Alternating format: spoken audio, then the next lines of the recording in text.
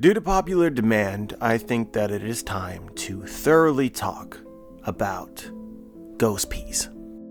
Hey YouTube, Joeboy here. So, today I want to discuss the importance of death, the afterlife, and the land of the dead in WANO. As far as theories go, this one is pretty crazy. But at the same time, there is so much evidence that, there's a lot of evidence. I know that many out there have already heard this because I've talked about it quite a lot, but I haven't made a video. But we're gonna act like you don't know and just enjoy the glory. So let's begin. This is a quote from Brooke in Fishman Island. "I died once, and my soul should have traveled to the land of the dead. But in order for it to remain in the world of the living, my soul must expend an enormous amount of energy, almost that of a living body. By playing music, I can rock the souls of others, drawing them into my world, and even showing them illusions. Once removed from my body, I found my soul was visible to others. I truly do exist in the world of the living." He then uses an attack called Soul Solid, his soul in solid form. And he tells us that any slash adorned with his soul brings the chill of the dead with it. These panels, simply put, confirm the existence of the land of the dead. Brooke is not speculating. Brooke is speaking very authoritatively because he has died and visited this place. When you die, your soul travels to the land of the dead. And there is simultaneously a suggestion that when this occurs, the soul retains some amount of self, because Brooke remembers his time there. Brooke should have remained there, but he didn't because of his devil fruit. But the connection might even be deeper than that.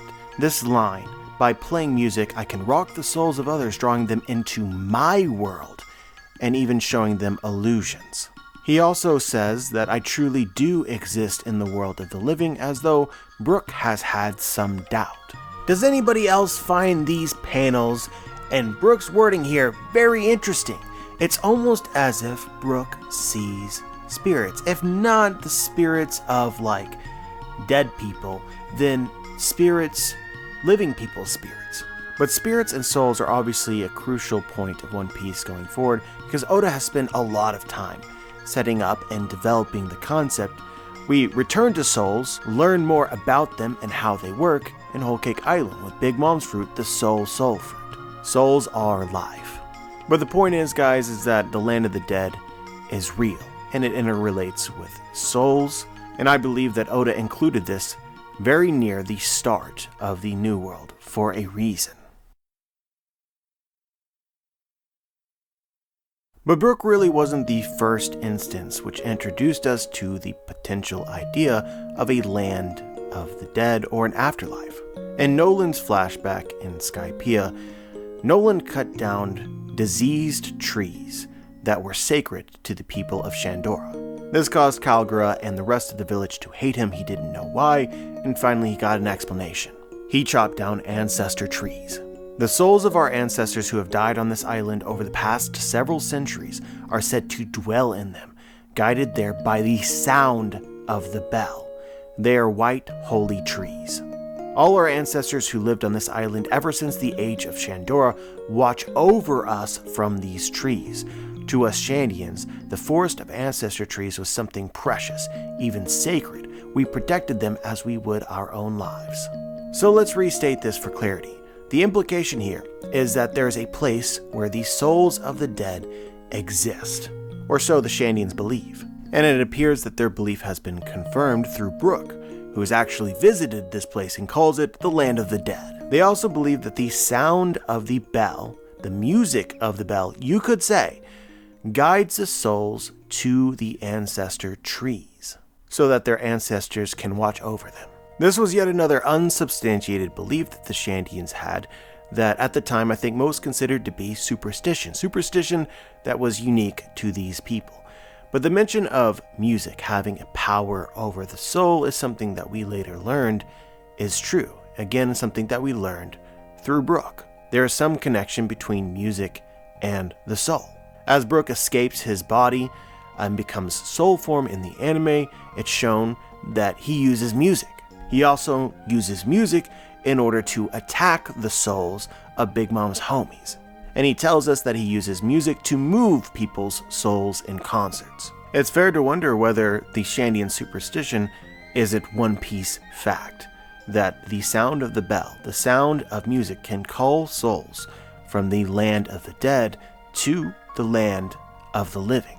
I also find it interesting that the Shandians believe that these souls reside within the trees. The bell calls the souls to the land of the living, but maybe they can't stay here unless they settle within certain kinds of trees. Or maybe other spiritual objects exist. These trees are considered sacred. I find this particular wording possibly important because we're introduced once again to sacred trees in Wano. During the Battle of Onigashima, Big Mom cut one down, and this occurring has yet to be paid off, or really explained at all. This is actually a traditional Shinto belief, Shinto being the traditional religion of Japan. This sacred tree, or maybe the sacred trees in Shandora, are called Yorishiro, an object capable of attracting spirits, giving them a physical space to occupy, identifiable by the rope tied around them. It appears pretty conclusive to me that there is some overlap between the religion of Wano and the religion of Shandora, a religion which seems highly substantiated through Brook. So the land of the dead is real. It relates to music and souls. Let me take you back to Eni's lobby. Luffy is fighting against Lucci and losing. Usopp stands on the edge of a cliff and watches. Usopp is provoking Lucci and Luffy tells him to stop. He'll kill you. And then there is this legendary speech. Shut up, you're half dead. What can you do? I'm going to beat him. Then stand up. Stop lying there like a dying man. It's not like you. Sure, there's lots of black smoke, but you can still see the blue sky and the sea. This isn't hell. Stop acting like this is the end. Stop making me worry. This isn't even close to the afterlife. This speech obviously influenced the title of chapter 427. This isn't hell. This isn't the afterlife. But let's keep this in mind and read some chapters from Wano. This is chapter 1008. Luffy says, "They aren't working. There's no way all of these hits could have no effect. They're just as human as we are." Zoro says, "Think before you leap." Killer says, "I'm amazed he can call them the same species as us." And Luffy says, "What? So you're up here just expecting us to lose?" And Zoro says, "No, we're thinking of how to win." Law says we should peel them apart. Zoro says, "I agree." Kid says, with the two of them standing side by side, "It just looks like we're in hell." And Luffy says, "That's fine by me. I've been to hell and back a few times already. It's home territory. It looks like hell, but it's not hell, and even if it were hell, Luffy's not concerned." I think that this conversation was based on and should remind you of chapter 427, Usopp's legendary speech. You're not dead yet. This isn't hell. The following chapter, which featured a lot of damage sustained by the allies on the roof, was titled Naraku, which is basically hell. So the next chapter is titled Hell. We progress from, with those two side by side, it just looks like we're in hell, to we're in hell. And I also find it interesting that Luffy got knocked the F out in the chapter. In the next chapter we see totally open white eyes, he is down. Kaido also says this ominous line as Luffy gets back up and displays the ability to use Advanced Ryu. Only a handful of the very strongest can, not a dead man walking. So there may be some significance there, like Luffy metaphorically died. As he said, again I assume this is metaphorical, "I've been to hell and back, it's home territory." So I'm not going to try and argue that they are literally in hell, and that Luffy has literally died, because I don't believe that. I think that this is foreshadowing. It is not currently hell, but it will be. Onigashima will become hell. And truthfully, this has already occurred. This hasn't been confirmed, but it's been highly suggested that the swords that the allies are carrying contain the souls of their fallen comrades. The swords in some way, in some form, carry the spirits of the dead. Kawamatsu says this to the fox Onimaru. In battle, when your companion dies before your eyes, you take his sword and continue onward. The soul that resides in a katana makes a samurai strong and enables him to destroy his enemies. This is still a battlefield. The battle between the beast pirates in the land of Wano is not yet finished. It is too early to let these swords sleep. And I think the truth of Kawamatsu's superstition is revealed in recent chapters, where we can see Zoro's sword reacting to Hiyori's music. By the way, did you catch that? Odin's soul within the sword reacting to music. Zoro's sword Inma obviously being Odin's sword. Odin having died in battle, his spirit is still within it because the battle is not finished. And I'm just going to throw this out here before we move on as a fun fact. The name of Odin's sword, Inma, is literally translated as the ruler of hell. Inma was the ruler of hell. Another name for Inma is Yama, if you watch Dragon Ball. He's the one who judges the souls of the deceased, determines which level they go to, and when they are reborn. But we're not even close to being done. At this point, I think that I've argued pretty well that Oda has foreshadowed and included this bit of world building low-key about the land of the dead. And maybe you're starting to get a sense about how these things might relate to Wano and how it might be an important theme in Wano. But nothing argues for this quite like the Fire Festival. We first learn about it in chapter 951. Shinobu says this: the Fire Festival of the Flower Capital is a ceremony to mourn and remember the dead. It's the time when our wishes and feelings reach them more than ever. As far as I'm aware, outside of the examples that I provided, which were tertiary at best, this is the first time where the dead is like important to a One Piece arc. It's really the reason why we're making this video, and this theory exists. So the very idea of the Fire Festival, which Oda happened to decide to include in this arc, is a ceremony to celebrate the dead, where your thoughts, wishes, and feelings reach them. The point of the Fire Festival is to communicate with the dead. It seems as though that will happen, right? All this setup, I think that we need some kind of confirmation that the dead are listening, that the dead are watching. That seems to be what all of this is setting up. I've already included examples of One Piece superstitions which are likely to be true, and I think that this one is going to come true as well, and has been true. Through some means, there's something about the Fire Festival, the day or the events that occur during it, that allow people to communicate with the dead. But maybe that wasn't clear enough, so let's read chapter 1016. We're following Tenguyama Hitetsu and Otoko during the Fire Festival in the Flower Capital, and everyone is singing, dancing, having fun, smiling. And he says, "Isn't it bright and joyful here, Otoko? The Fire Festival is a time to mourn and celebrate those who have passed. That is why the fires are so high, to reach up to heaven." Otoko says, "I wonder if Daddy is watching right now." Tenguyama Hitetsu replies, "Of course he is, my dear. Just look at how clear the sky is tonight. I'm certain that he is looking down at this very moment, watching over you and the fate of the country." The foreshadowing gets stronger. Note here that the fires reach up to heaven. That may be important. Brook himself says that in order for his soul to survive in the world of the living, it consumes a great amount of energy. So I wonder if the fire does not provide energy for the souls from the land of the dead. Hypothetically, a bigger fire would create more energy. And Onigashima happens to be on fire. The whole island. And they also comment about how bright and joyful it is here. People are smiling, they're having fun, they're singing, they're dancing, they're laughing. It's music. Remember what we were talking about with Shandor, where the sound of the bell lures the spirits down from the heavens into their ancestor tree so that they can watch over them. Similar, right? I would argue that laughing itself, the joy of the ceremony, is music calling souls down to be able to hear and see the people's messages. I think that it could also be fitting for Luffy and Kaido up on the roof. Their demeanor as they're battling would also fit. They're having fun. Kaido's even started drinking, just like the people in the flower capital. Again, I think that it is important. Brook tells us that music moves the soul. Every time the great bell of Shandora rings, everyone smiles, creatures included.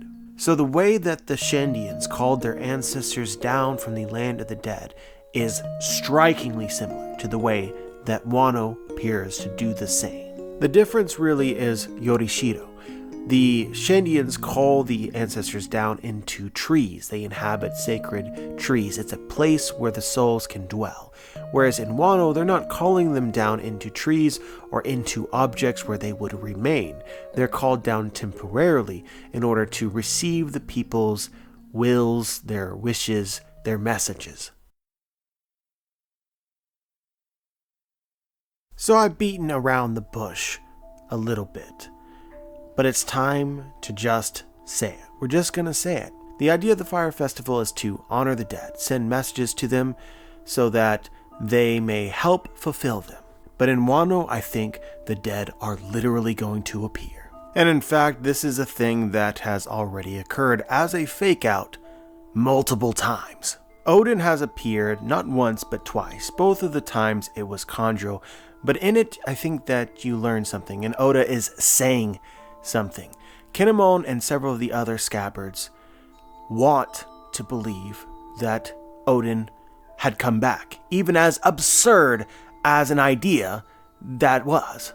They want to believe in the impossible.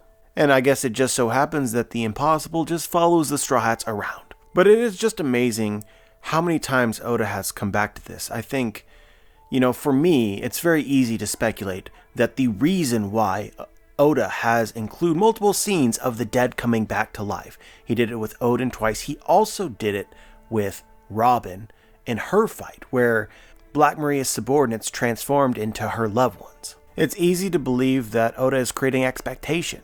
Basically, with the multiple fake-outs, you are now expecting when somebody dead appears that it's going to be another one. Say, for instance, that Odin appears again. Your immediate thought, most everyone's immediate thought is going to be, oh, Kanjuro's still alive, but it may not be. There's legitimate reason to believe that the dead might actually appear and be communicated with. That is the literal point of the Fire Festival, and as I have already said, I think that we need some kind of sign that it's actually occurring. But this thing about ghosts and the dead appearing goes even further than this. As you will know, the people of Wano believe the Red Scabbards and Momonosuke to be dead. But they weren't dead. They were teleported to the future using Toki's abilities. But all throughout the beginning of Wano, they're referred to as ghosts. And Oda even made this joke explicit in chapter 920, where Law is leading Luffy to Kinemon and says, prepare for what you're about to see. And we're left believing that Kinemon has died, and he appears out of the ruins of the Kozuki Castle looking like a zombie. And this turned out to be plot relevant, because while all of Wano believed the Scabbards and Momonosuke to be dead, Orochi didn't. And they made fun of him. They laughed behind Orochi's back because of his fear of ghosts.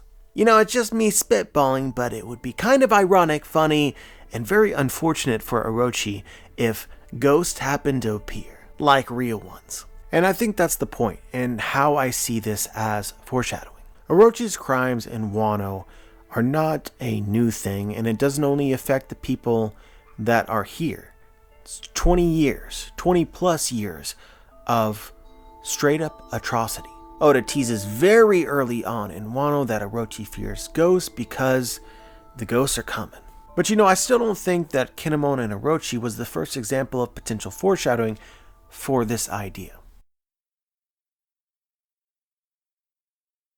When speculating, I think that it is important to keep in mind hanging plot threads.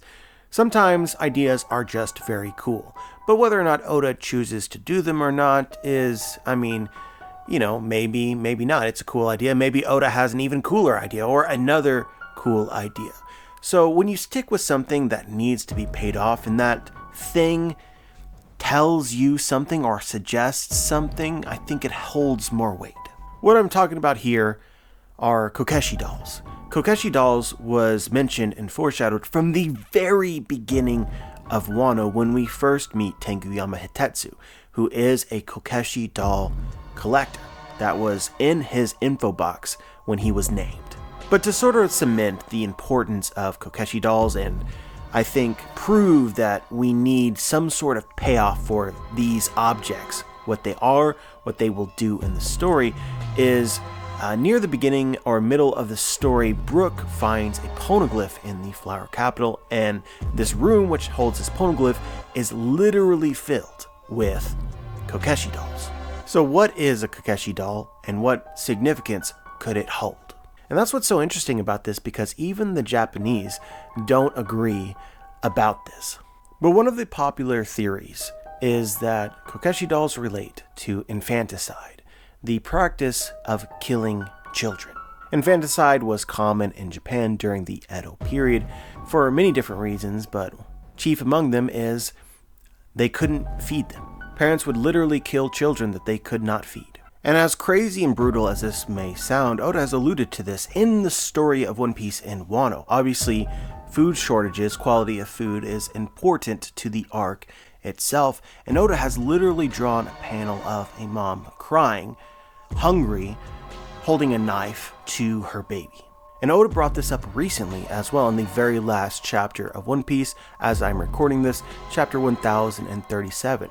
They're sending the lanterns up to the heavens so that the ancestors will hear their messages and help them. One of the messages clearly written on the lantern is from a mother, "I hope I can feed my children."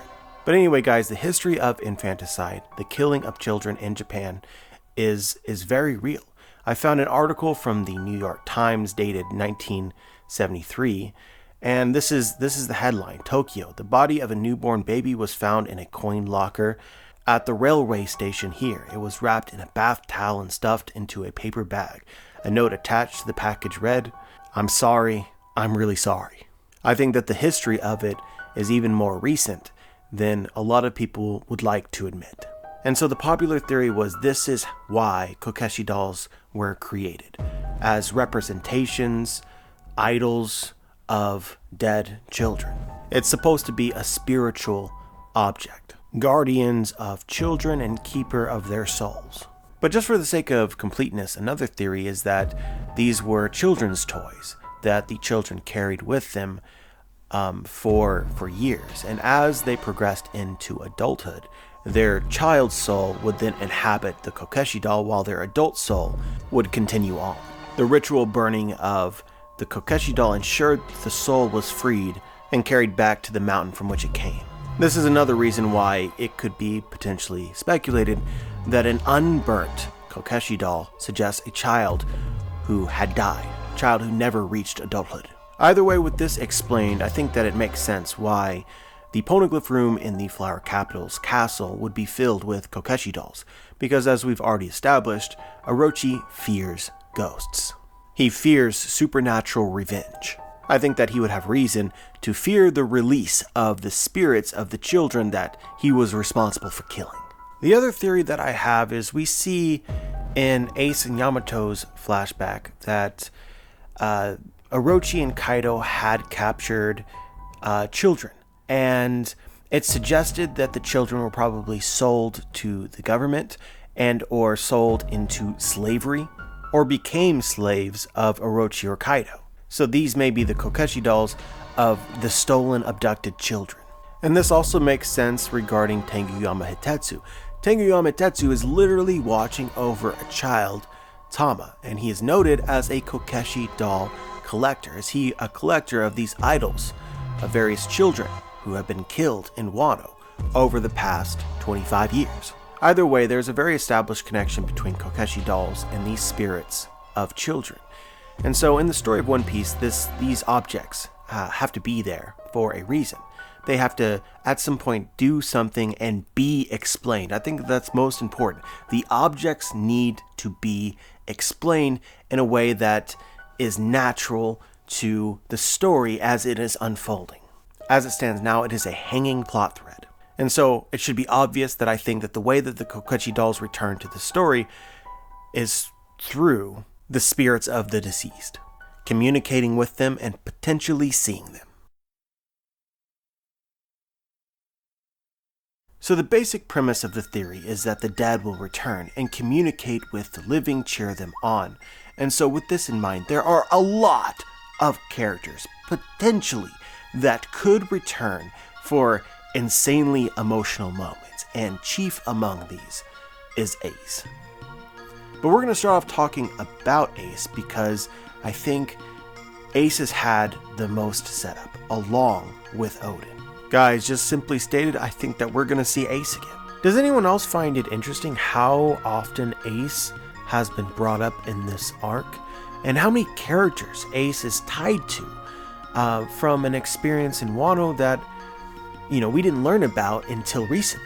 But you guys know this was super early on in WANO. Tama gets knocked out because she's been drinking poison water, and Luffy meets Tengu Yamato, and he tells Luffy that Tama's been waiting for a man who promised he would come back to her, a pirate by the name of Ace. Look, a lot of this has to do with the inherited will.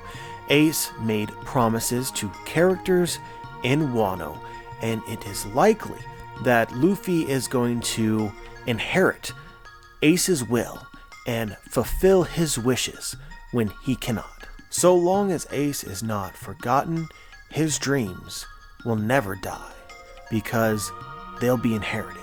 But at the same time, looking at the dialogue that we have gotten from the chapters and interpreting it from the standpoint of, hey, maybe Ace shows up as a ghost in WANO. I think some of the dialogue here makes your head explode. Luffy was just brutally honest to Tama and Tengu Yamato, and he literally made Tama pass out. But she would not believe. She said, "It cannot be true, you're a liar." And then Tengu Yamato confronts Luffy. "Why would you say such a thing to her, even if it's the truth?" And Luffy says, "Yeah, but Ace isn't going to show up no matter how long she waits." But will he? A little later in the same chapter, Tama wakes up on Luffy's back as they're traveling to go to a doctor, and she says, "You're a liar, big bro. Ace is coming. He is. I made him a promise." And Ace's exact words in the flashback were, "Don't worry, we'll be back, and with a bigger crew." Tama says, "We were such good friends. He said he would come back." You see how all of this dialogue could be relevant to the idea of Ghost Piece? Very subtle foreshadowing. Maybe in this instance, both Luffy and Tama are right. Luffy is right in that Ace is dead, but Tama is right that he will return to Wano. There's another line very, very similar to this in chapter 999, Yamato and Ace's flashback. Yamato tells us the truth about the dragon statue is, "I broke it first, but then he said, this is a warning to Kaido until the next time I show up here. My father was furious, but he never saw Ace in person." Again, do you see that if Ace came back as a ghost, how amazingly subtle this was as foreshadowing? Luffy, the doer of the impossible, the believer of the impossible, says something is impossible. Seems pretty easy to me to call BS on that. And Oda happened to include this line about, well, Ace said that he would confront Kaido, but Kaido actually never saw Ace. Maybe he will. And then there's this line in chapter 1000. They're talking about the Luffy's dream, the thing that's supposed to come at the end of Luffy's dream. And Ace says, "Well, we laugh, but no one else can laugh because we believe in him." And Yamato starts crying, saying, "I'm not going to laugh at him, because those are the same words that the king of the pirates said, words that stunned Odin." And so she tells Ace this, "In Journal of Kozuki Odin, there was a great man who said the same thing.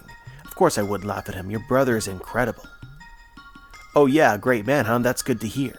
Maybe one day, me and Luffy should sit down with him for a drink." And Yamato says this, "Well, he's already dead. You're talking about a dead guy. Sitting down for a drink with a dead guy, But maybe some people have a question as to why Ace needs to return. And of course, it could be a moment that could be fulfilling and emotional, but what's the real reason why I think Ace needs to return for that last conversation? As Ace is dying, one of the last things that he said to Luffy is, "But there's one thing I've left undone. I wasn't able to see your dream through to the end." With Ghost Piece in mind, I find this line to be very ominous. The one thing, as Ace dies, his one regret is that he couldn't see Luffy's dream through to the end. But maybe Ace didn't die with any regrets, because he has been watching Luffy, and this arc will confirm that. One of the things that has bothered me most about this arc since it was introduced as a thing is Yamato claiming to be Odin. There was obviously a lot of discussion about this for a very long time. And I would say that initially a lot of the conversation was about Yamato being trans, or some conversation Oda was making about that. Now, not everyone agreed with that, but that was sort of the conversation early. It got pretty toxic, but over time, my stance on Yamato changed, where I basically came to this headcanon. When an author is super creative, and that's what this Yamato as Odin thing is. This is an example of incredible creativity. It's not a thought that would just occur to you to just include in a story. So there's a high likelihood that it is incredibly important. It is so unorthodox for one character to want to be or claim to be another character who has already died. So I imagine Yamato claiming to be Odin or wanting to be Odin is going to lead to a major moment of payoff or a big reveal. And so what I think that this might be leading towards, again keeping Ghost Peace in mind, is that Yamato actually becomes Odin. Not just a name that she takes, but literally. Either that or somebody else does. We've already talked about Yorishido, which is an object capable of housing a spirit. In Japanese culture and in WANO, Yorishido are notated. You know what they are because of the rope that is tied around them. But what's interesting about Yorishido is that it doesn't just have to be a tree or a rock or a gate. A Yorishido can also be a person. A famous and relevant example of a person who is supposed to be or considered to be a living Yorishido is the Yokozuna, or the world's #1 sumo wrestler. Fun fact about sumo wrestling, but in Japan, it is traditional to hold these events inside of temples, because sumo wrestling itself is a religious ceremony or event, traditionally. So the idea is that the Yokozuna, the top sumo wrestler, is inhabited by a spirit. And so this leads to another thing which I don't think has paid off. It's very easy to believe that Oda has forgotten about this, but we met the Yokozuna of Wano at the very beginning of the arc. Luffy obviously defeated him, so maybe Luffy is the Yokozuna now. But the idea of this character, its existence, hasn't been paid off. And there's even a bit of foreshadowing where we have a line that the Yokozuna is interested in eating a tanuki, and then we never see the guy again. Maybe we will, because this whole thing will come back around when we learn about living Yorishido, people possessed by spirits. So you guys decide, is it coincidence or not that Yamato wants to become Odin who is dead and likely a spirit, and Yamato also wears this same or similar robe. I think that there might be something in Odin's journal which indicates his own return, his expectation that he will rejoin the battle in some way or be reborn, or somebody will become him, which is why Yamato is so obsessed with the idea. Reading this and believing this to be true and idolizing Odin, Yamato has decided that she is going to be this person. That doesn't have to make it true. It doesn't have to be Yamato in this case. I even think that Yamato alluded to the idea of this in a conversation with Luffy, where Luffy's like, you can't be Odin, that's absurd. And then Yamato says, well, maybe you're Odin. Which, when you read it this way, substantiates the idea that Yamato believes somebody will become Odin. But, regardless, if somebody else does or not, all of the setup of Yamato becoming Odin would make sense. And we already talked about this, but when you consider it, I think it justifies the idea even more. We've seen Odin return, quote unquote, several times now. It's as if Oda is planting the idea in our head and setting up the expectation. Well, Odin appears again. It's Chondro or some sort of fake ability, but bringing these thoughts together, the idea only gets stronger. I personally think, considering all the evidence, it is very easy to speculate that Odin will temporarily return and do something in the battle. There is a very long list of characters who could potentially return, and for that return to be significant and or emotional. I want to take a moment to talk about all these various characters, and let's start off with the two that I think has been most heavily foreshadowed as being necessary to the story of Wano. First off, Yasu. Otoko never got a final conversation with her father. This is something that was highlighted at the time of his death. She ran once she heard the news that he was being executed. She arrived, but that conversation never happened.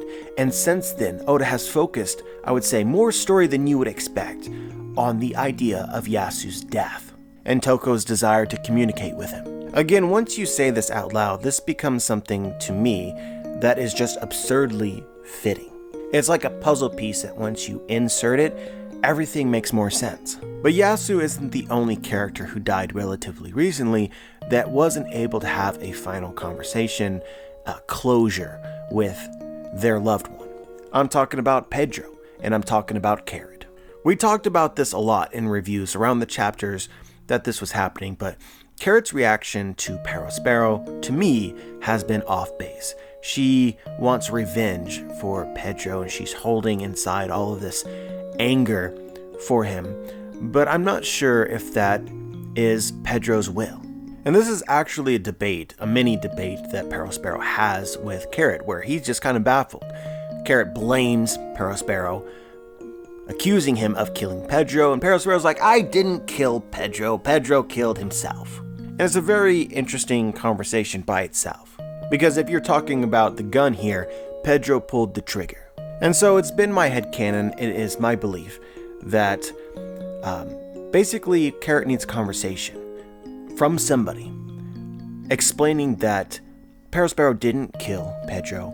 Pedro chose to sacrifice himself because that is what he believed in and thought was what he needed to do in order to accomplish his dreams. The idea is basically giving power back to Pedro for the decisions that he made. In the moments just before he died, Pedro was free. He wasn't powerless. What happened because that was his will. He chose to go to Whole Cake Island even though it was risky, and he chose to sacrifice himself for the Strads. Honestly, this conversation is as relevant to Pedro as it is for Luffy and Ace, because I think that there's a lot of similarities where you could say Akainu killed Ace, but Ace sacrificed himself for Luffy. In that moment, he chose death. And when he died, he even says, I have only one regret, and it wasn't dying for Luffy. So I would tell Luffy the same thing that I would tell Carrot.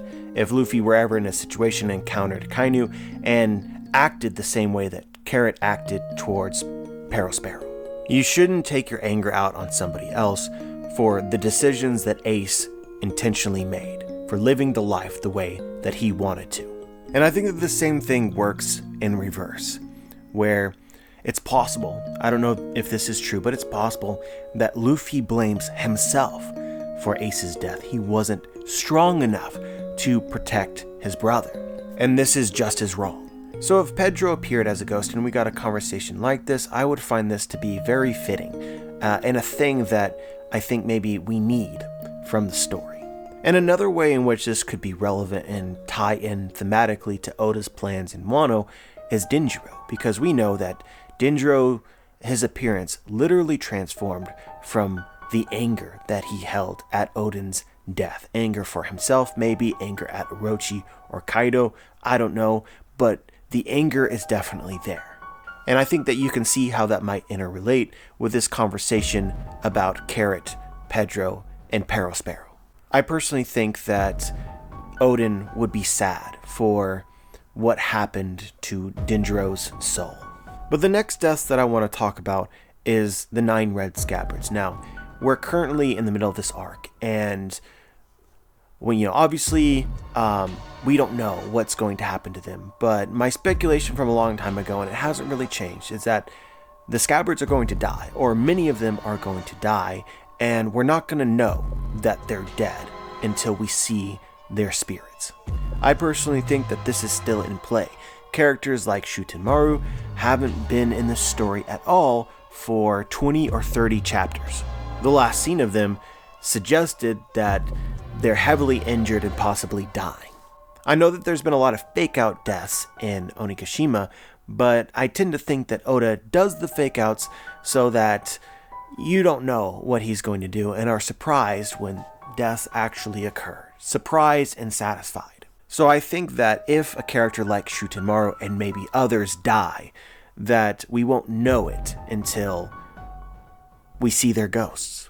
The reason that I'm speculating this is, first off, I find it to be beautiful storytelling, but it also is fitting given the imagery that Oda has used in the past regarding Toki's prophecy. You are like the moon who knows not of the dawn. If there's one ardent wish that can be fulfilled, then it shall be the one where 9 shadows are cast, woven together through 20 years of moonlit nights. Only then shall you know the radiance of the dawn. I like to think of shadows as spirits or ghosts. And I also like it because Orochi was afraid of the 9 red scabbards who he thought were ghosts. In fact, all of Wano thought that they were ghosts. It's brilliant foreshadowing if it happens this way. But so far here, we're mentioning characters who have an obvious and established connection to the country of Wano and the people of Wano. But a question that I think that we should have is, is it just going to be Wano people if this theory is true? Or can it include the Straw Hat Pirates and every single one of their flashbacks? Guys, even thinking about this, man, it's just, oh my god.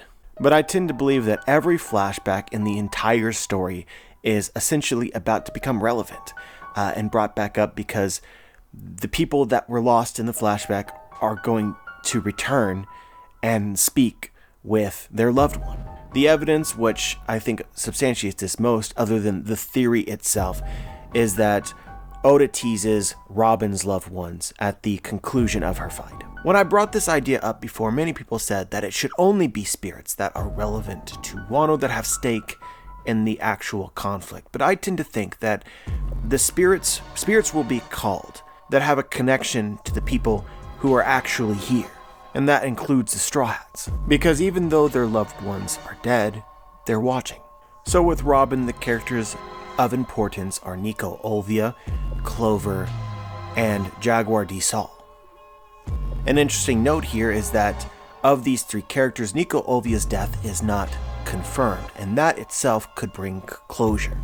The same is true of Frankie and Tom, and Brooke and Yorkie, Nami and Bellamere, Chopper and Dr. Hiluk, Sanji and his mother. Personally, I think a conversation between Sanji and his mother could carry a lot of thematic weight for Sanji's story and his conflict with being a Vinsmoke, Usopp and his mother, Jinbei and Fisher Tiger and Queen Odahime. Another one which I find to be really interesting is Zoro and Kuena. As Zoro is fighting Mihawk in chapter 51, Mihawk asks why he keeps fighting when it is obvious that he is going to lose. He asks, "Why don't you retreat?" And Zoro says, "I can't. If I retreat even one step, my vow, my ambition, everything I care about will be shattered, and all of my dreams will be lost forever." He says he prefers death to defeat. I find this to be relevant in the arc, particularly with the latest chapters, because it appears as though Zoro is actually dying. Will he die? No, but he is dying. He would choose death over retreat. Even Usopp disagrees with this notion, and we got a chapter about this recently. Usopp says, "What is with you, samurai, and your death wishes? What use is your pride? Taking responsibility through death? I'm not a fan of this culture of yours. I cling to life with snot running from my nose if I have to. I don't care if it looks pathetic. I survive. That's what I do. And it is the entire reason I'm standing here alive today." I believe that this conversation is relevant to Zoro, who also embodies Bushido and samurai culture. Usopp is advocating for retreat over death, essentially saying that all of these amazing things that he has done have only occurred because of his will to survive. Basically, you don't know what the future has in store for you, so survive as long as you possibly can. you don't know if you have more to do.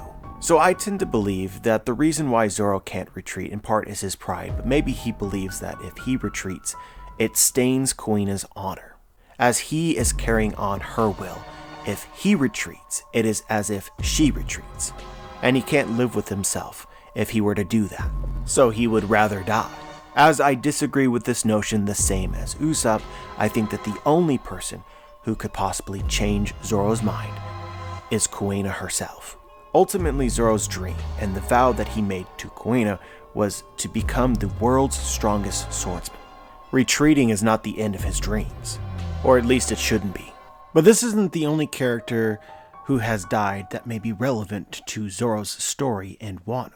Another character, and this is probably strong evidence for Ghost Piece, is Ryuma, the Dragon Slayer.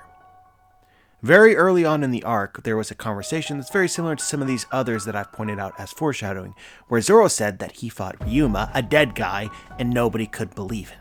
Because believing that the dead will return is a pretty absurd notion. But the lingering plot thread that a conversation with Ryuma would resolve, that not a lot of people are talking about, is the return of Shusui, Ryuma's sword. You'll recall that Zoro lost Shusui pretty early on in the arc because it's a relic of Wano, it's their famous sword, and we know that Zoro earned this sword legitimately, that he actually defeated Ryuma, and that Ryuma gave it to him.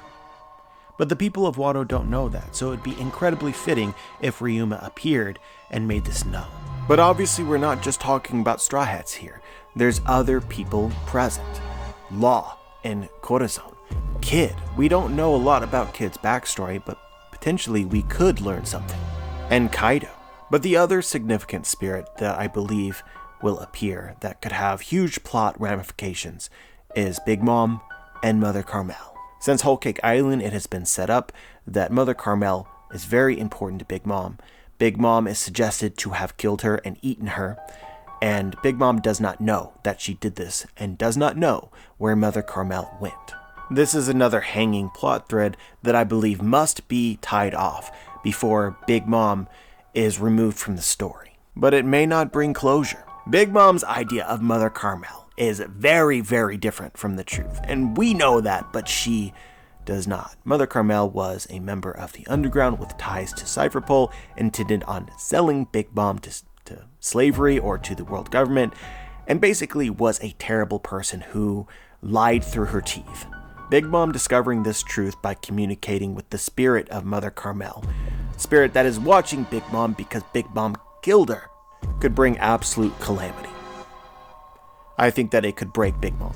But anyway, guys, I think that it's very fitting that pretty much every major character in the story has somebody who died. So everybody, with the exception of Kid and maybe Kaido, has a moment here that has been set up throughout the story.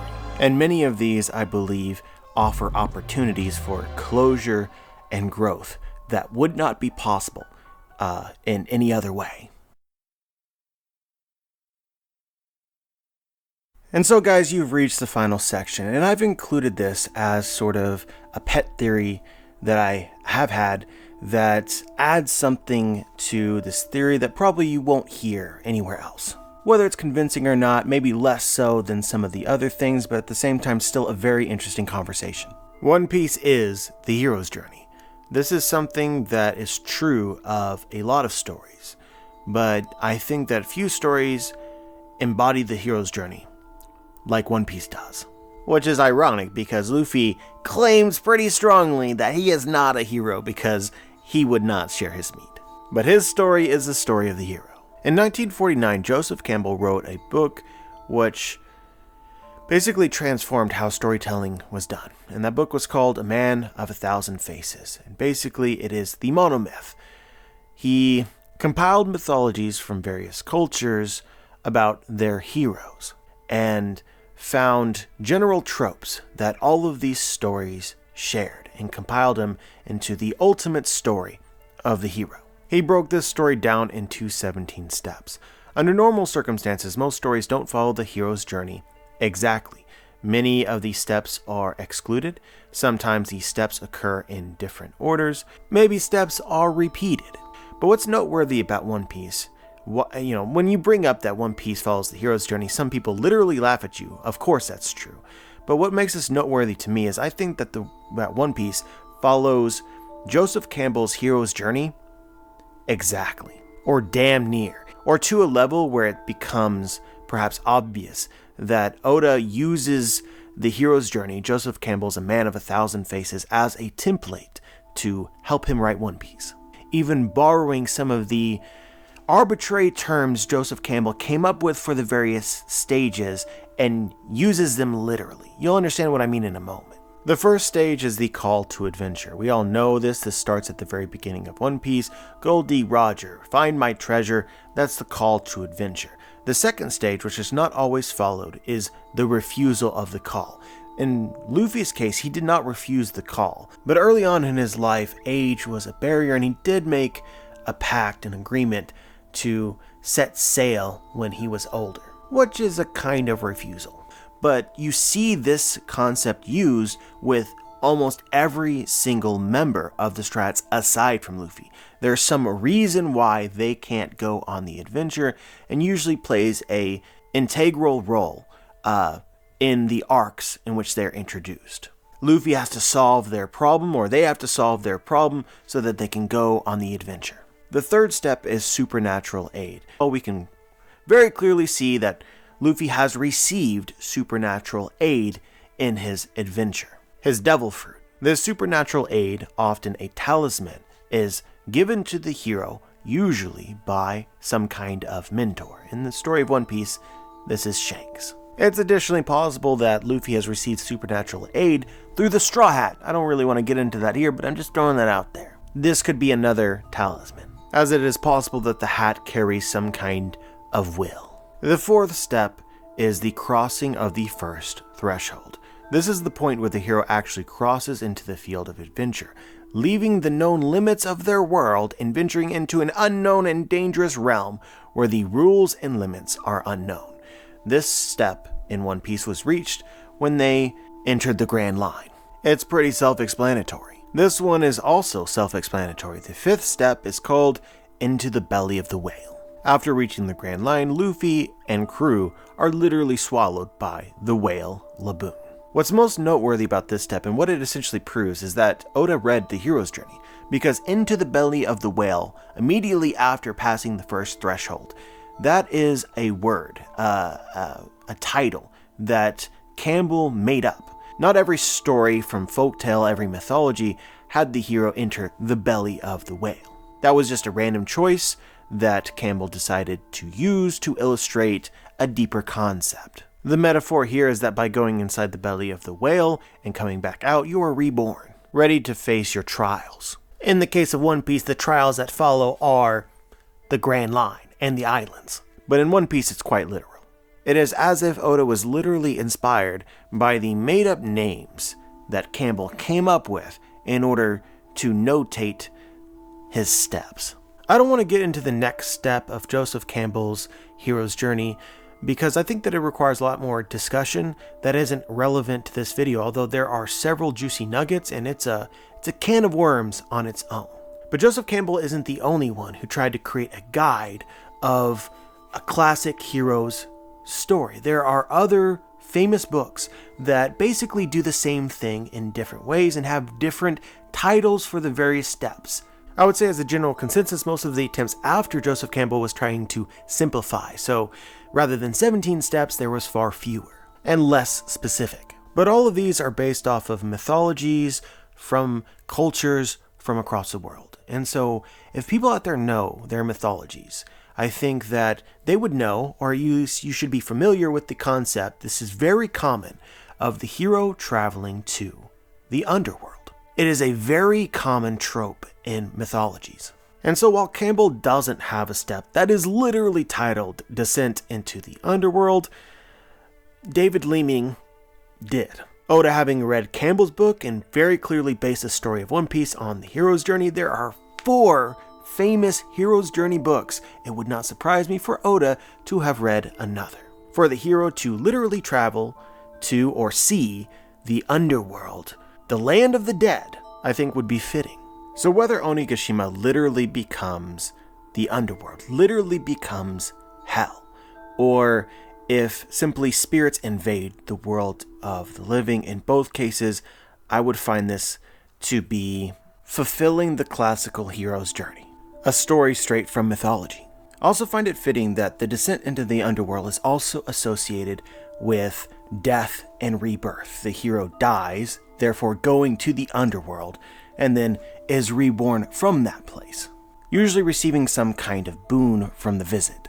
And throughout Wano, especially in Onigashima, there are many characters that outright state their intent to, or the likelihood of, their death. For this to be the theme just prior to the descent into the underworld, the visit with the afterlife, thematically makes sense even if it doesn't end up being literally true. But I do wonder if it is going to be literally true. This is something that is very difficult to argue persuasively. This is just pure headcanon, an idea to throw out there that is very cool. But a lot of this ghost piece ideas that I've been throwing at you has been mellow. I've tried to mellow it so that it is more palatable, so it doesn't sound like total fan fiction.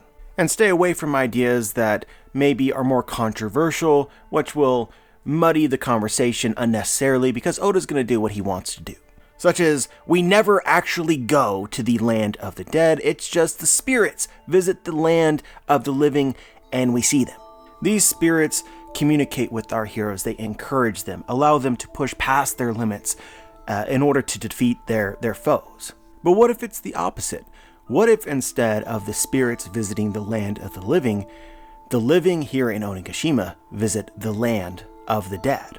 A hypothetical question: can a living person die in the land of the dead? I believe that there are an enormous number of people, some of them significant, that are very, very close to death right now. And we still have chapters, presumably, until this idea becomes reality, if it happens.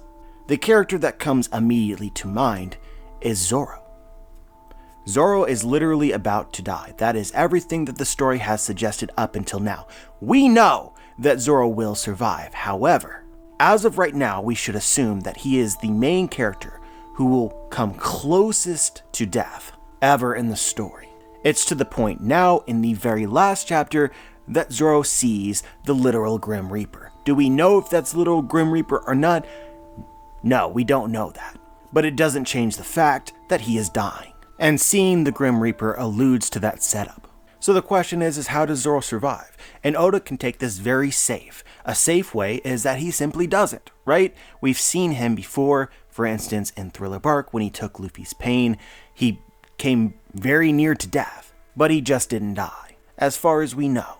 If Oda plays it safe, what is happening now with Zoro is going to be no different than what happened to Thriller Bark. It's just Zoro getting very, very close to death, but this is not an escalation in any way. Because we thought before in Thriller Bark that he was as small a margin as you could possibly be from dying. So now that teeny tiny small margin of life is somehow infinitesimally smaller, but it makes no difference to us. So it really can't be a better moment.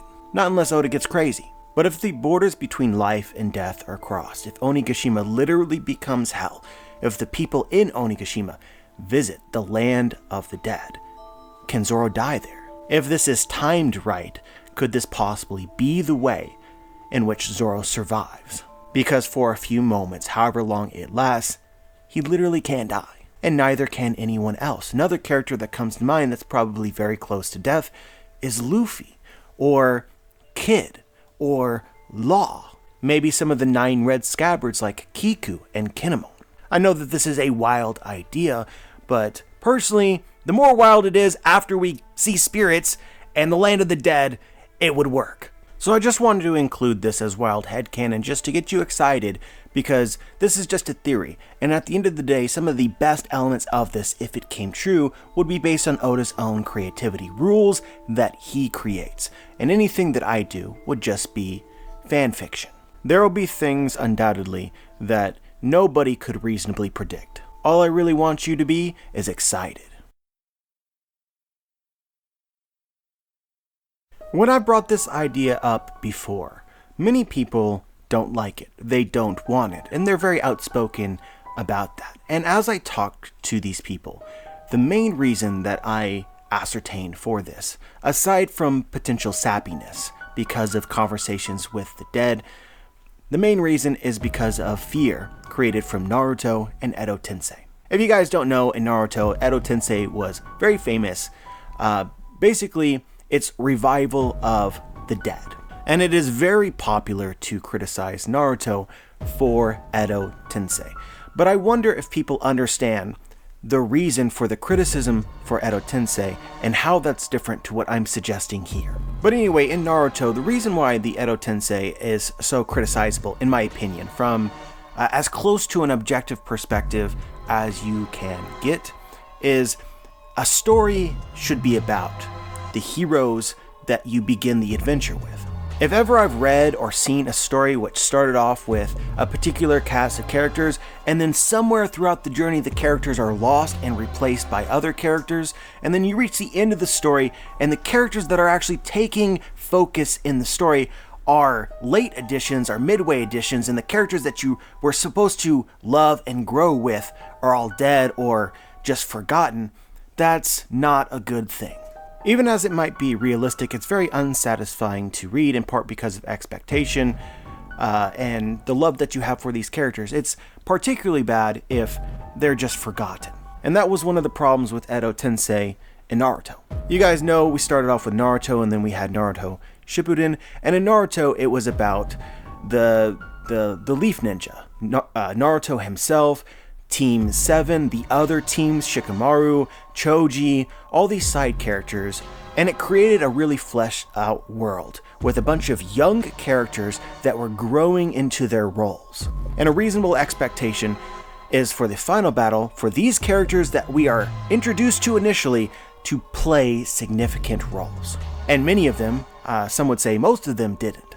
And part of the problem was Edo Tensei. The power scaling went out of whack. Edo Tensei revived some of the strongest heroes of the past, and as these final battles are occurring against in-game villains, it's Naruto, Sasuke, Sakura, and a lot of legendary characters. But I want to make this clear, this video isn't about criticizing Naruto, it just provides an example of a thing that people discuss and criticize in general. It doesn't matter which story, manga, anime it is. You don't want to revive overpowered dead. Or more accurately, you don't want to permanently revive overpowered dead, and then have them push out the characters that should really be the heroes. The word choice here is very important because for anybody who actually watched or read Naruto when Edo Tensei was first introduced and revealed, it was so, oh my god, incredibly hype that we were going to meet these legendary Hokage and characters that were dead. It is one of the single greatest moments in all of manga that I have ever read when it first was a thing. Because Edo Tensei itself is not a problem. Bringing back the dead, bringing the dead to life is not a problem. Anybody will tell you that the hype was absolutely through the roof. Everyone loved it. It became a problem over time when you realized that all the characters that you were excited for mattered less to the story, because those that were brought back to life took over the story. So the problem was their permanence. They came back and they stuck around. And I do not think that that will happen in One Piece. I think that the dead will stay dead. You might have a thing like a possession, Odin will appear, but after the Fire Festival is over and the sun rises once again, Odin will be gone. And there will be so much more journey left after this. So that's why I don't think that this is a valid criticism. But unfortunately, the reason why I feel like I need to include this section in the case that the theory actually happens is I expect there to be a lot of rage, in a similar vein as Big Mom having amnesia. People have it in their mind that Edo Tensei is bad. The moment that a character comes back to life, you're going to see incredible amounts of saltiness. People will immediately decide that it's bad and that they hate it because of the discourse that surrounds it. And people saying that it's terrible because things like this are just inherently terrible. And it's not true. A trope exists because it is very popular. Joseph Campbell was able to write A Man of a Thousand Faces, and all of these cultures created hero stories that could be defined in similar ways because of shared tropes that were universally popular. A trope exists because people read stories like this and it really worked. There are of course examples of stories that used a trope and didn't do it well, or didn't do everything well, and that's when you have criticism. There's nothing inherently wrong with Amnesia, the same as there's nothing inherently wrong with Edo Tensei. But there are traps and pitfalls that you should know about and avoid if you're going to use them. Because when you fall into the pits, people are dissatisfied, and they felt that way without any preconceived bias. Using random and poorly justified amnesia as an excuse for why a character didn't act during prior events in the story is one of the pitfalls, and why Sabo having amnesia was a very criticizable moment from the story of One Piece. But anyway, I felt like this was something that needed to be said. At the very least, keep an open mind. But anyway, guys, I really hope that you enjoyed this theory. Just in conclusion, I think that there are a lot of things which suggest that Ghost Piece is possible. Oda has teased characters coming back to life. Not once, not twice, but 3 times. Odin has appeared twice, and we've seen Robin's family. This number increases to 4, 5, and 6 when you consider lingering setups from the story which might be best paid off by a character who is dead communicating with their loved one who is alive. The idea of the afterworld, the land of the dead in the world of the One Piece, has been set up since Skypiea, and its existence essentially confirmed hundreds of chapters ago. And elements of it and pieces which help substantiate it start at the very beginning of this arc, and really you can't go 5 or 10 chapters in this arc without coming across another bit of evidence which leads to potentially a speculation that we will see the dead. And this is mainly true because the idea of the dead and the afterlife is an important theme of this arc and provides a backbone which connects nearly everything. Simply put, if it's true, the entire arc is foreshadowing. And the event which surrounds the battle in Onigashima is the Fire Festival. The Fire Festival is supposed to be a time in which you communicate with the dead. There are maybe other ways that Oda could handle this or take this, but this is the conclusion that I come to. But anyway, guys, as always, I'm curious as to what you guys think. Leave your thoughts in the comment section below. Like the video if you liked the video, dislike the video if you disliked the video, subscribe if you want to be notified for my future content, and as always, guys, have a wonderful day.